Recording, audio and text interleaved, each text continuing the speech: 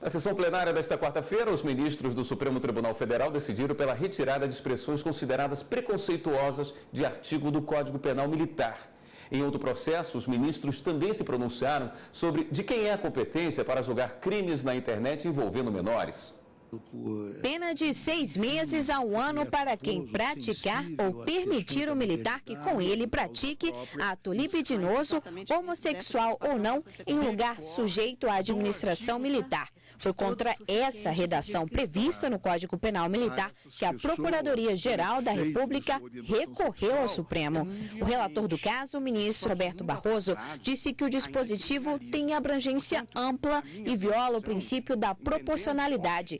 Ele também alegou que os códigos de conduta dos militares já contêm repressões severas e bastariam para punir atos irregulares. A severidade do regime disciplinar das Forças Armadas é suficiente para lidar com algum tipo de comportamento social dessa natureza e impróprio, não sendo o caso de se utilizar o direito penal para este tipo de intervenção, à vista do entendimento que nós todos temos adotado. O relator também considerou que o artigo trazia aspectos discriminatórios e homofóbicos. Ele votou pela inconstitucionalidade do dispositivo. Na prática, a incidência do artigo 235 do Código Penal Militar o transforma em instrumento de criminalização e de discriminação de uma determinada opção sexual e, consequentemente, viola o princípio da igualdade. Mas uma segunda opção proposta prevaleceu no colegiado, para, em vez de afastar a punição prevista no artigo, retirar do texto as palavras pederastia e homossexual ou não.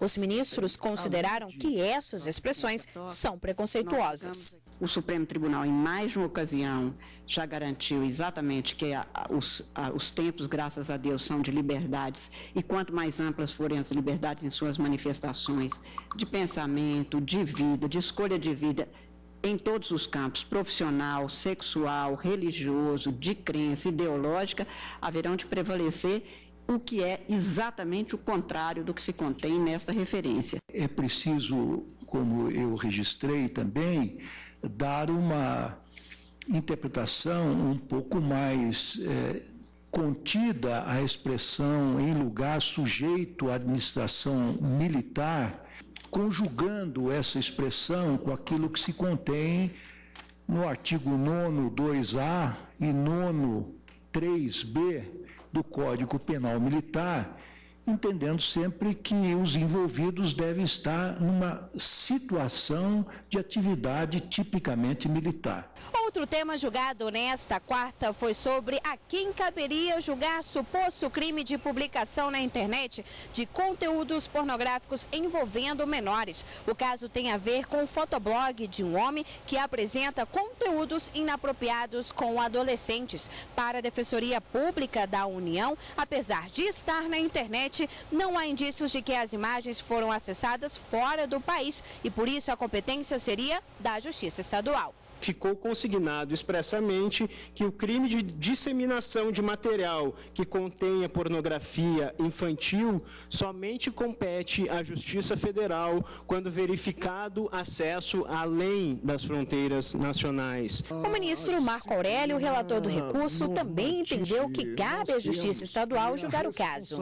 É da Justiça Estadual a competência para julgar o delito previsto no artigo 241-A do Estatuto da Criança e do Adolescente, seja pela ausência de tratado endossado pelo Brasil, seja pelo fato de não haver crime iniciado ou consumado no exterior.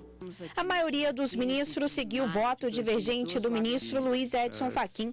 Para ele, o caso preenche os requisitos de competência da Justiça Federal, entre eles a possibilidade das imagens serem visualizadas no exterior. O plenário ainda voltou a negar um pedido contra as decisões dos ministros Teori Zavascki e Rosa Weber, que suspenderam o rito de impeachment definido pelo presidente da Câmara dos Deputados, Eduardo Cunha. O entendimento foi que não cabe mandado de segurança segurança para atos jurisdicionais.